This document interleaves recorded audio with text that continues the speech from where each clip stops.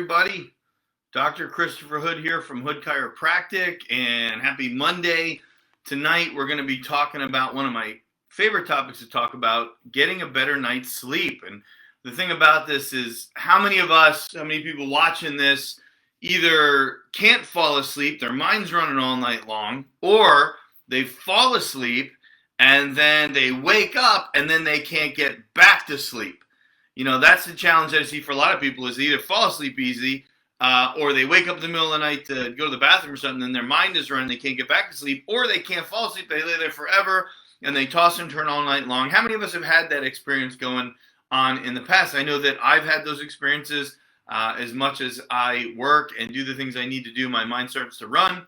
And so tonight we're going to talk about how to make sure you fall asleep easily, how to get the right amount of sleep.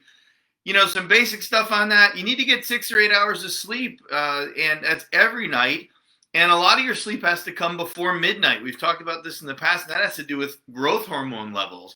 Your body produces more growth hormone pre-midnight than it does after.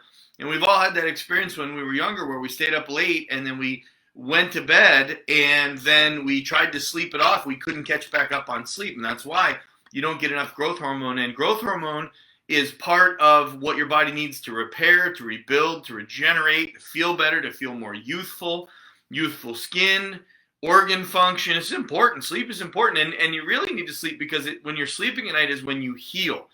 So if you're not sleeping properly at night, you can't heal, you can't regenerate, and you just suffer for that. So a couple things about falling asleep easier. Again, I'm Dr. Christopher Hood from Hood Chiropractic. You see the big sign in the back if you're just joining us. Got the Hood Chiropractic sign, got the shirt that matches. But I really want you to hear this from me. A lot of this has to do with circadian rhythm. And circadian rhythm is your biological clock. You'll hear people say it all the time. My biological clock seems off, but there's actually a circadian rhythm that's real. You have a real biological clock, and at different times at night, different times during the day, your body is releasing different types of hormones, different types of growth hormones, different types of melatonin, serotonin, cortisol. And so you really need to mind that. You need to get enough sleep at night so your body can heal. Hey, Peggy, good to see you. Anyone, if you want to comment on the bottom, you comment, I'll get to see you at the bottom, and I'll try to answer questions if I can. But I don't want to spend a lot of time on this topic. I want to make this really easily, and I'm going to give you 5 things you can start doing right now today to get a better night's sleep. First one, everyone knows I'm a chiropractor. Spine, central nervous system, control the function of the body. You need to get adjusted. If you don't get adjusted, your body doesn't get to reset properly. Your spine is misaligned. It interferes with brain-body connection. Hey, what's going on? Good to see you, Katarina. Good to see you. Your body, if you don't get adjusted, your body doesn't get to reset itself. Your nervous system and your brain-body connection gets off, and you don't get to heal. So the JMPT, which is a Journal of Manipulative Physiotherapy, in 2005, they did a research study where they took 221 patients and they got them adjusted, and they checked their sleeping habits, and they gave them all kinds of test questions to answer and everything else. And out of 221, 98% of them reported getting a better night's sleep after getting adjusted. It's a reset. It's biological. It boosts your growth hormone levels. It gets you healing and better, and it allows you to rest. And one of the biggest things I get from patients when they first become patients, first 6 or 8 visits, I start asking, so are you noticing a difference in your body? And almost everybody, 98% of them, I'm sure, say, oh my gosh, Dr. Chris, I'm sleeping better. I can't believe it. I slept all through the night. My mind's not running. Chiropractic adjustments are key, because when your spine is lined up properly, your brain and your organs communicate. Your body gets to heal. It gets to rest. It gets to reset itself. So please get adjusted. That's the first tip from Dr. Christopher Hood, the chiropractor. Get adjusted. It's important. Like this video, share it with your friends so they get to know these things. The second thing you need to do is you need to exercise regularly. Now, I know that sounds like, oh man, I knew that. Like, why is he telling me that? But especially early in the morning, when you get up and you exercise early in the morning on an empty stomach before you eat, your metabolic rate, they've shown in research studies, is about 20% higher during the day, which means you're burning more calories, which means you're using more energy, which means your body has to heal at night, which gets you to sleep better. Also, exercising first thing in the morning on an empty stomach gets your growth hormone levels going. Again, I keep mentioning growth hormone because growth hormone is released when you sleep. It allows your body to heal better. It allows your body to function better. And it has to do with the melatonin cortisol balance in your system. And so you need that. Now, exercising is really important. Your body needs to move. It needs to heal. I don't care what you do for exercise. You don't have to go to the gym and lift weights and look like Arnold Schwarzenegger. You just need to move. You can swim. You can bike. You can walk the dog. I don't care. 20 minutes every day. They say early morning or never. Why? Because for a lot of people, I know this is true for me, if I don't get up and exercise first thing in the morning, the day gets away from me before I know it, and I never exercise. And so I've disciplined myself. My grandfather and my father used to say, consistency is key, but discipline is freedom. So discipline yourselves, get up in the morning, go for a walk. I know Peggy who's on, she walks. I see her in the neighborhood walking the dogs. Anything you need to do to just get your body moving and healing is important, especially for sleeping. And exercising is not a dirty word. You can exercise during the day, anything you like to do. But the more you move, the more you heal, the better you'll sleep. Do not exercise 3 hours before you go to bed. That's my rule of thumb. And there's some studies on that. But I have found in my life, if I exercise, if I didn't get a workout in for some reason, and I get home and I say, man, I need to get this going, and so I go and I exercise. Let's say I go to bed every night about 10 o'clock. 8 o'clock's my cutoff. 8, 9, 10, 3 hours. If I exercise after 8 o'clock, it picks my metabolism up. It gets me cranked up. My mind's run. It's really hard to fall asleep. So my rule of thumb, don't exercise 3 hours before you go to bed. Another thing you guys need to do, and as you're watching me on Facebook Live here tonight, as much as I enjoy that technology for its usage right now in this time frame in our lives, we're going through some difficult stuff as a country. I want to be clear, you shouldn't do any screen time at least an hour before you go to bed. So first point, getting adjusted. Second point, exercising, but not 3 hours before you go to sleep.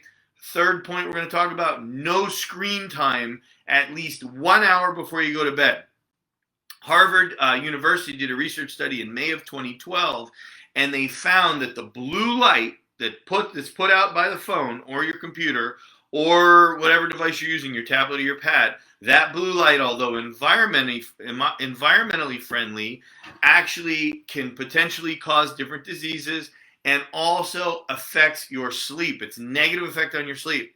So I know a lot of people I'll speak to, their phone is right next to them by the side of the bed, which I don't recommend anyway. I don't have any research to justify this, but that sucker is, I got my phone sitting right here, right? It's penetrating the concrete block. It's going to a satellite out in space. It's bouncing off a cell tower. It's up next to my skull. I don't think so, man. And it's sitting next to me all night long, sleeping, cooking, doing whatever juices it does. Don't stick it next to the bed. Go stick it in the kitchen. You don't need it anyway. But I see patients that'll go ahead and they'll be scrolling. They'll tell me scrolling at night before they go to sleep. Your mind is running, that flashing imagery. No, 1 hour at least before bed, no screen time. Put the cell phone away, get off of Facebook. Don't get on the internet, Instagram, whatever you're doing. Leave it alone at least an hour. The blue light, Harvard has shown medical studies that show that it negatively affects your health, and it definitely negatively affects your sleep pattern. No blue light 1 hour before you go to bed. Get adjusted. Exercise regularly. No smartphones, cell phones, or blue lights 1 hour before you go to bed. Number 4, optimal room temperature between 60 and 68 degrees. So everyone says to me, oh, it's Florida, it's hot, it's my ACs. I get it. But this week, if you look at our schedule, we're going to get a cold front. What's that mean? 70 degrees, 71 degrees? I don't know. I try to keep the room at about 70 degrees at night. I leave it up during the day, 76, 77. I like to save on my power bill. But at night, when everything cools down, I crank it down to about 70 and I get all the fans going. Now, I don't know about you guys, but when I was growing up, we would go on a lot of road trips. My grandparents, my parents, we drove everywhere. And we would stop in hotels. And one of the things I thought was really interesting is that my grandfather would always crank the air down in the hotel room. It was freezing in the room. And he said he got better night's sleep and he would sleep better. He always wanted to do it. So I said, why are you cranking it down while we're at the hotel? Well, because he's not fronting the bill for, he's not fronting the bill for it to be, 60 degrees inside the room. So I looked into that and did some research on that. And actually, Craig Heller, who is a PhD from Stanford University, he has reported in studies that when you're sleeping at night, your body temperature drops, which allows your body to heal. And your brain temperature drops, so your brain function slows down when you go into REM sleep. So the brain temperature dropping and the body temperature dropping is necessary for deep sleep, according to Stanford University, PhD research. So you want to set the temperature lower. Now, does that mean 60 to 68? If you can't do it this time of year, later on in the year, it's going to be beautiful. We can open the house up and get there. But for now, drop the temperature of the house when you're sleeping at night. Keep it up during the day when you're not there. Turn the air off or keep it on 78 or 80 degrees with the fans going. That's what we do when we're not there. But then at night, when it gets cooler and darker and it doesn't cost an arm and a leg to AC the house, go ahead and shut it down, drop it down, make it nice and simple, make it nice and cool. So we talked about getting adjusted, number 1. Exercising regularly, number 2. Number 3, screen time, no screen time, at least an hour before bed. Number 4, optimal room temperature between 60 and 68. If you're watching this nationwide, I know I have a lot of people that watch this and watch my YouTube channel and, drop the temperature down. It's already cooling off. My mother-in-law's in Michigan. It's already cold at night. They're wearing like parkas. It's crazy. That's why we live in Florida. But get the temperature down, and there's research behind that. My grandpa knew it when we stayed at hotels. Crazy, but that's what happened. Number 5, adaptogens, supplements. Couple basic supplements that you can utilize that really help you get better sleep. An adaptogen, if you've heard this before in some of my other talks, they're botanical compounds like made from plants that actually help your body better adapt to stress. And right now we're under a lot of stress, all of us. There's different ones. There's ashwagandha, gotu kola. Gotu kola is what elephants eat. It helps you with your memory. You've probably heard me talk about that before. One of the big adaptogens is chamomile. So chamomile teas, you'll see people using that. Chamomile, they actually use it as a tranquilizer sometimes. So it's a mild sleep inducer, a mild tranquilizer, a little bit of chamomile tea before you go to sleep, or essential oils with chamomile in there to really calm you down. Lavender as well. Now, we're talking essential oils. Lavender essential oil, the smell from that actually calms you down, calms the brain down, and initiates some of the basic biological patterns that help you sleep. So there you got lavender essential oils or lavender soaps, etc. So you can smell that. And that gets your brain running. But chamomile is an adaptogen. You can take it as a supplement. You can drink it in tea. A lot of people ask me about melatonin and cortisol, which is a really interesting dynamic, because when you're sleeping at night, melatonin is actually a hormone that's released. People think it's a supplement, but it's not. It's actually a hormone. And there's a balance when you're sleeping at night between melatonin and cortisol. So your melatonin levels start cranking up while you're trying to go to sleep. Your cortisol level starts to drop. Your melatonin level reaches a peak around midnight, 1 o'clock. If you study the circadian rhythms I talked about before, which help you get maximum sleep and growth hormone reduction, and then they taper off at the end. And the melatonin level starts to drop as you wake up in the morning, and then your cortisol level goes back up to wake you up. And all of that's happening so your body can rebuild. So if you want to take melatonin to sleep, that's fine. You can use melatonin. There's different chews that we use that have melatonin in them.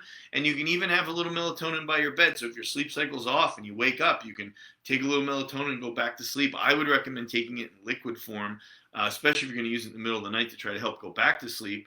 But really, that's all controlled by your nutrition and your diet. So the other thing that we really need to consider, so those are the 5 things I wanted to touch on, which is getting adjusted regularly, exercising regularly, no screen time before bed. Make sure you don't exercise again if you're just tuning in 3 hours before. Hey, Carolyn, good to see you on the video. Anyone else? Go ahead, ask me a question. Tell me you're here so I know you're here. No sleep, no exercising about 3 hours before. No screen time an hour before bed. Dropping the temperature in the room, 60 to 68 degrees is optimal, but lower at night when you're sleeping. Adaptogens, we talked about supplements, adaptogens. I talked about chamomile. I also talked about the usage of melatonin, which is actually a hormone. That's fine. The other thing is, before you go to sleep, the last thing you want to eat is white refined sugar, carbohydrates, candy, ice cream, anything with a lot of sugar in it, because then you spike your insulin. Now, you guys are saying to me, hey, I don't know, when I eat a big heavy meal, my insulin goes up and it makes me tired. That's the post-Thanksgiving crash, not from tryptophan, but actually insulin. But what I want you to know is, yeah, there's the initial crash, but then when your insulin goes up and you start breaking the sugar down, the sugar is broken down from glucose into ATP for cellular energy. So you get the initial crash, but as time progresses, your body starts making energy out of that, and then it becomes tough to sleep and it'll wake you back up. So we already know that white refined flours and white sugars and processed foods and all stuff is already bad for you. Keep that out of your diet. Don't eat that, particularly before going to bed. I know that's difficult. My grandparents, my grandmother was essential in me growing up and helped to raise me. And my grandmother would crazy, but so they'd have a little sneaky snack, she'd call it, before they go to bed, and they'd eat a half bowl of ice cream, and they'd drink a cup of tea, and then they couldn't figure out why they couldn't fall asleep. So it doesn't take a rocket scientist to do that. My own family was doing that, so please don't make that mistake. So that is basically the 5 things I want you to do, and I want you to watch the refined sugar and the processed foods before you go to sleep, because they will have a negative impact on your sleep cycle and your sleep patterns. If you want to eat before you go to sleep, protein, so your body can heal, essential fats. I actually use grass-fed burgers. You can see this in my house, but I have grass-fed beef patties that I grill during the week. I have like 8 a week or something like that. And before you go to bed, if I'm hungry, I eat one of those heavy fats, those good proteins. That's what your muscle's made out of. That's what your body's made of. That's what you need to rebuild. And I'll eat that with like a light salad or something before I go to bed if I'm still hungry, but no processed foods. And certainly nothing that's going to spike my sugar levels, my insulin levels, or crash my energy or increase my energy. So I hope you guys got a lot out of this. I'll review them real quick if you're just tuning in. This is my Getting a Better Night's Sleep workshop on Facebook Live tonight. We've got getting adjusted. Number 1, you want good brain-body connection. You want to make sure that's happening so your body can heal, function, and operate the way God intended. Number 2, you want to exercise regularly. You want to get in that routine anyway. On a daily basis, 20 minutes of exercise every day. Go for a walk, take the dogs for a walk, go for a swim, whatever you want to do. But get in the habit of exercising. Your muscles will thank you later. Your body will thank you later, and you'll heal, function, and operate better as well there. And it'll make you sleep because your growth hormone will go up at night no matter how old you are to repair the muscle tissue from working out. No screen time at least 1 hour before bed. The blue light, according to Harvard back in May of 2012, will negatively affect your sleep patterns. Certainly don't sleep with the thing next to your skull. I think that's bad anyway because the radiation kicking out from the phone, I don't understand it. I'm not an engineer, but protect yourself and your family. Optimal room temperature between 60 and 68 degrees. Make sure that stays cool. If you can't do that, make it cool at night. Your brain temperature drops. Again, Dr. Craig Heller from Stanford University did research studies on why brain and body temperature go down as your hormones try to repair your body. So lower the room temperature. It'll get you deeper sleep. Remember the Grandpa Hood cold hotel room example I gave you. If not, rewind and watch it. I think it's cute. Adaptogens, those are supplements. Chamomile tea. Make sure lavender, if you want to use essential oils, lavender will help you sleep and heal. Melatonin as a hormone, we talked about that. And I hope that you guys like these videos. I'm doing the best I can in this time frame to still be giving you like life-changing content you can apply for yourself and your families. If you like them, like them. Like them on Facebook. Share them with your friends. Go to my YouTube channel if you haven't been there. We've been doing lots of videos on YouTube in this time frame so we can get more information out. Videos about headaches, videos about how much water to drink. Dr. Brett did an amazing video on our YouTube channel this week about how to get organic meat inexpensively and how to choose it. Also inorganic and organic vegetables. So like the Facebook page, please share this with your friends. Go on our YouTube channel, watch our videos, like and share those as well. We're just trying to bring you great content as always and some great meat and potato content you can sink your teeth into. Make good changes for yourself, for your family, and the people you love and care about. Hope you enjoyed tonight. My next workshop is going to be cancer prevention next month. I believe it's on the 19th. Be looking for that. Hope you guys have a great night. Go spend some quality time with your family. And I'm going to sign off now so that I can try to get home and still pray with my children before they go to bed. As always, God bless you guys. It's a privilege and a pleasure to be able to serve you. Have an amazing evening, and God bless.